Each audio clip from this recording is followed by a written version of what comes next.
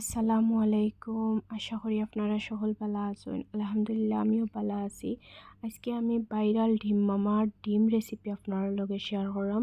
তো এখানেও আমি কাঁচামরিচ, পেঁয়াজ, টমেটো, ধনিয়া পাতা, শসা আমি একলগে লবণ দিয়া ভালাটিকে মাখাই লিলাম। যত বেশি মাখাইবা অত বেশি মজা লাগবো। তো এখানেও হালকা শুকনা মরিচ আমি দিছি, বেশি ঝাল আমি পছন্দ করি না।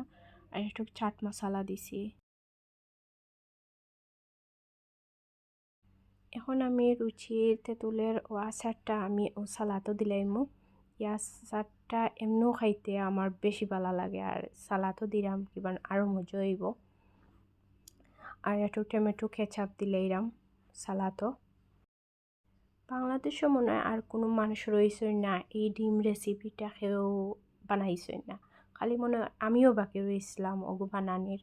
ও আজকে আপনারা লগে শেয়ার করলাম। এখন আমি মিক্স করে লইছি। এখন আমার এই ভাইরাল আচারটা রেডি হয়ে গেছে ডিমর। এখন ডিম সাবধানে কাটতে হইব, যেন ডিম দুই ভাগ না হয় আর কি, সাবধানে কাটা লাগবো। তো আমি খাটরাম আর ডরাইরাম কই ফার্স্ট টাইম তো যদি দুই ভাগ হয়ে যায়। আলহামদুলিল্লাহ দুই ভাগ হইছে না। এখন আমি ডিমর ভিতরে যে সালাডটা বানানি হয়েছে ও সালাডটা ভিতরে ঢুকাই দিব।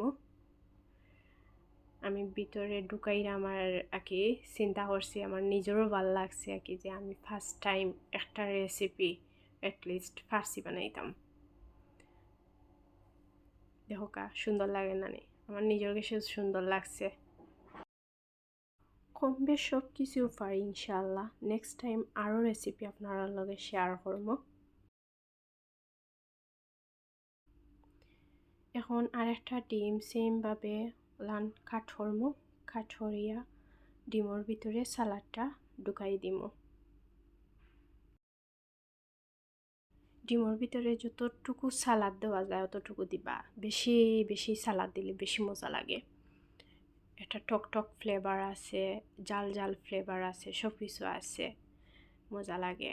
তো আমার ডিম ভাইরাল রেসিপি শেষ অলরেডি হয়ে গেছে।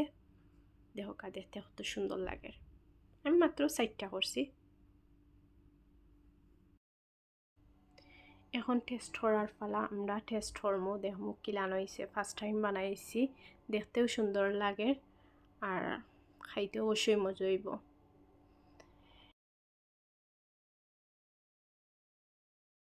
পুরা ফুচকার মুক্ত আমি মুখো ঢুকাইছি, অত মজা লাগছে আর কি, কিতা হইতাম। মাশাল্লাহ মাশাল্লাহ, খুব মজা লাগছে আর কি। সবটা মিলাইয়া জাল, টক, মিষ্টি সব কিছু আর কি মজা লাগছে। মাশাল্লাহ অনেক মজা হয়েছে।